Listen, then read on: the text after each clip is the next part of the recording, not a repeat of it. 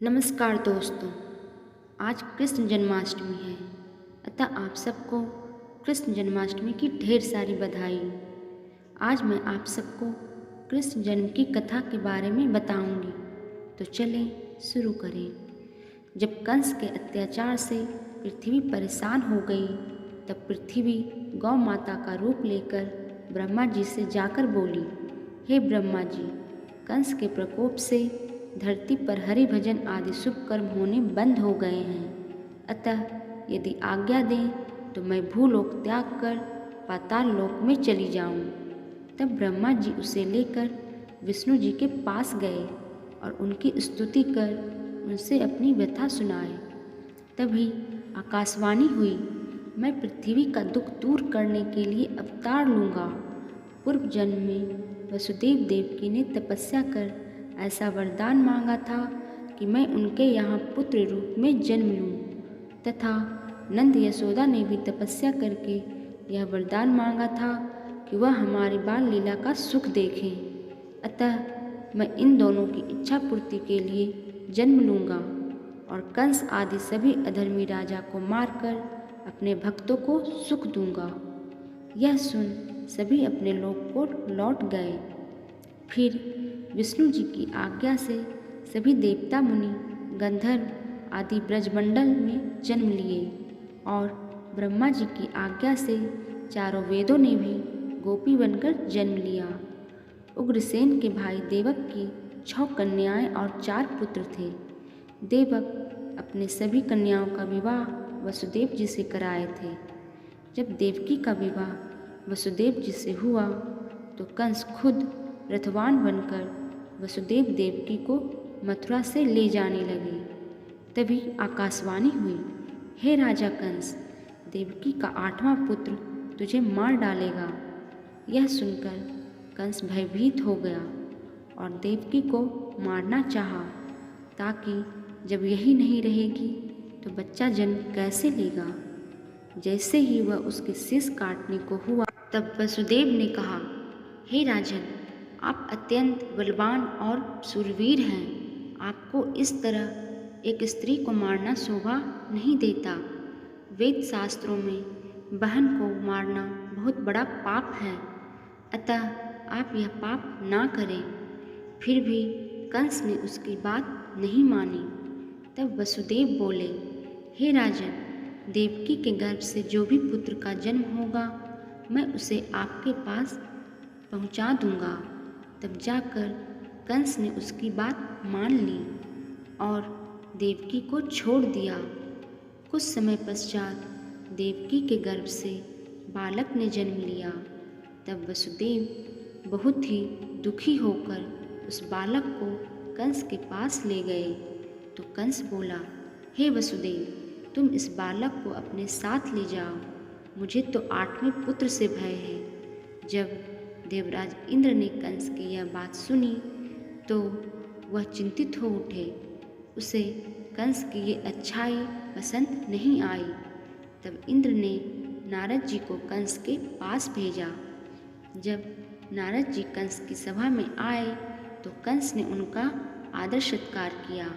फिर नारद जी बोले, हे कंस, तुम वसुदेव के पुत्र को क्यों लौटा दिए? क्या तुम नहीं जानते कि वासुदेव की सेवा करने के लिए देवता, ऋषि आदि ने मथुरा और गोकुल में जन्म लिया है? तेरे पिता आदि सभी यदुवंशी देवताओं के ही अवतार हैं।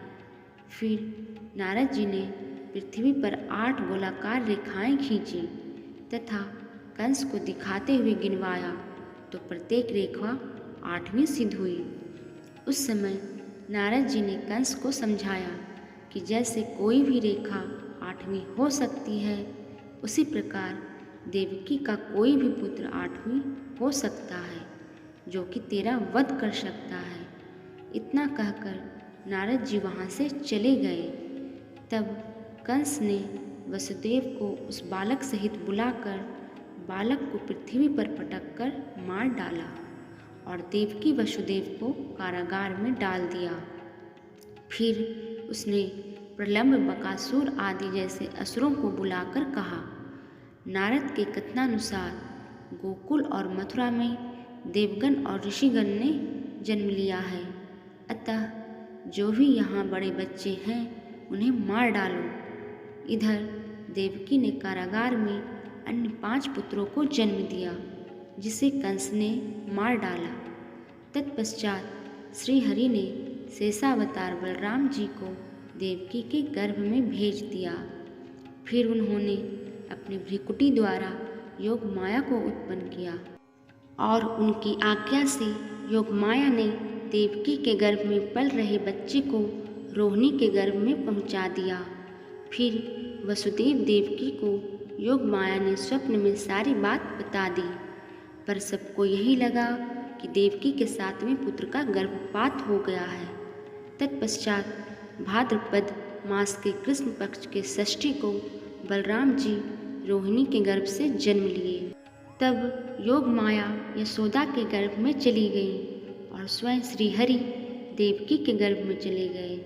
अगले वर्ष जब सब ग्रह नक्षत्र अनुकूल हुए, तब भाद्रपद के कृष्ण पक्ष के अष्टमी को घोर अंधियारी आधी रात में श्रीहरि देवकी के गर्भ से जन्म लिए। वसुदेव जी ने देखा, उनके सामने एक अद्भुत बालक है, जिसके सुंदर श्यामल शरीर पर पीतांबर है और सब आभूषणों से सुशोभित बालक के अंग अंग से छटा छलक रही है। उस बालक के तेज से पूरा कारागार प्रकाशमय हो गया है। यह देख वसुदेव देवकी समझ गए कि मेरे पुत्र के रूप में साक्षात भगवान ने जन्म लिया है। फिर उनके समक्ष स्वयं विष्णु जी चतुर्भुज रूप में प्रकट हो गए, जिसे देख वसुदेव देवकी ने उनकी खूब प्रकार से स्तुति की और कहा, हे भगवान, हम आपके लिए कंस से बहुत डर रहे हैं। आप अपना यह चतुर्भुज रूप को छिपा लें। हम नहीं चाहते कि कंस को मालूम हो कि आपका जन्म मेरे गर्भ से हुआ है। तब श्रीहरि बोले, हे वसुदेव, तुम मुझे यहाँ से गोकुल ले चलो और यशोदा के पास सुला देना। इसी समय यशोदा के गर्भ से एक कन्या का जन्म हुआ है, तुम उसे ले आना। कुछ दिन वहाँ रहकर फिर मैं यहाँ आऊँगा और फिर कंस को मारूँगा, तत्पश्चात तुमसे मिलूँगा। फिर श्रीहरि शिशु रूप में आ गए। फिर भगवान की कृपा से उनकी बेड़ियाँ खुल गईं, बंदी गृह के सारे द्वार खुल गए और सारे पहरेदार अचेत हो गए।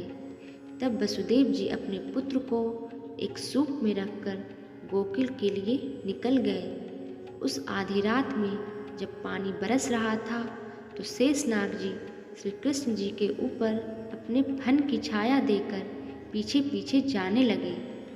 फिर जब वसुदेव जी यमुना जी में प्रविष्ट हुए, तब भगवान के चरणों को स्पर्श करने के लिए यमुना जी का जल ऊपर की ओर बढ़ने लगा। जब यमुना जी का जल वसुदेव जी के नाक तक आ पहुंचा, तो वसुदेव जी घबरा गए। तब श्री कृष्ण जी ने अपने चरणों को नीचे करके यमुना जी को चरण स्पर्श करा दिया। तत्पश्चात यमुना जी का जल घटकर वसुदेव जी के घुटने तक आ गया। फिर वे यमुना पार कर गोकुल पहुंच गए। वहां वे नंद जी के घर को खुला हुआ पाया और सबको सोया हुआ पाया। तब वे यशोदा जी के पास पहुँचे। उस समय यशोदा जी के गर्भ से एक कन्या का जन्म हुआ था, पर यशोदा जी को इसका ज्ञान नहीं था। अतः वसुदेव जी अपने पुत्र को वहाँ सुलाकर उस कन्या को उठाकर वापस मथुरा देवकी के पास लौट आए। ऐसे ही और वीडियोस देखने के लिए मेरे चैनल को सब्सक्राइब, लाइक और शेयर ज़रूर करें। साथ ही बेल आइकन दबाना ना भूलें। तब तक के लिए धन्यवाद।